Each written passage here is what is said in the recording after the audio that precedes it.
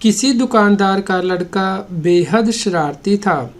दुकान पर जो भी ग्राहक आता वह उसकी टोपी या पगड़ी उतार कर फेंक देता। दुकानदार ने उसे बहुत समझाया, डराया, धमकाया और मारा पीटा भी, पर वह सुधरने का नाम नहीं लेता था। धीरे धीरे दुकान पर आने वाले ग्राहकों की संख्या में कमी होने लगी।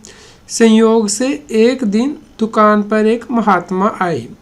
दुकानदार ने महात्मा से अनुरोध किया, महात्मा जी, किसी तरह आप मेरे पुत्र को ठीक कर दीजिए। महात्मा ने कहा, मैं आपके पुत्र को ठीक तो कर दूंगा, पर इसके लिए मैं जो तरीका अपनाऊंगा आप उसका विरोध नहीं करेंगे। दुकानदार राजी हो गया। अगले दिन महात्मा जी साफा बांधकर दुकान में आए। लड़के ने पहले की तरह महात्मा जी का साफा उतारकर सड़क पर फेंक दिया।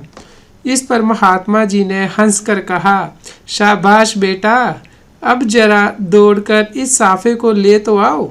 लड़के ने छलांग लगाई और साफा ले आया। महात्मा जी बोले, अब यह साफा मेरे सिर पर बांध दो। लड़के ने किसी तरह उल्टा सीधा कर साफा महात्मा के सिर पर लपेट दिया। दूसरे दिन महात्मा जी लकड़ी का एक टुकड़ा और कुल्हाड़ी लेकर दुकान पर पहुंचे। उन्होंने लड़के से कहा, जरा इस लकड़ी के 2 टुकड़े तो कर दो। यह सुनकर दुकानदार घबराया और बोला, यह आप इससे क्या करवा रहे हैं? लड़का अपने पैर काट लेगा। लड़के ने कुल्हाड़ी उठाई और लकड़ी काटने लगा, लेकिन वह ज़्यादा देर तक काम ना कर सका। थोड़ी ही देर में थक गया और महात्मा के पास आकर बैठ गया। इस तरह कुछ दिन तक महात्मा जी उससे कुछ ना कुछ काम करवाते रहे। उसके बाद उसकी पगड़ी उतारने की आदत छूट गई। यह देखकर दुकानदार चकित हुआ। उसने महात्मा जी से पूछा, महाराज, यह कार्य कैसे कर दिखाया?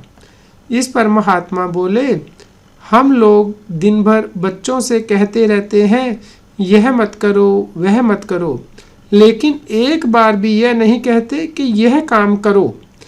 आपने देखा कि जब जब मैंने उसे कुछ करने को कहा तो उसने कितने आनंद से उस काम को किया।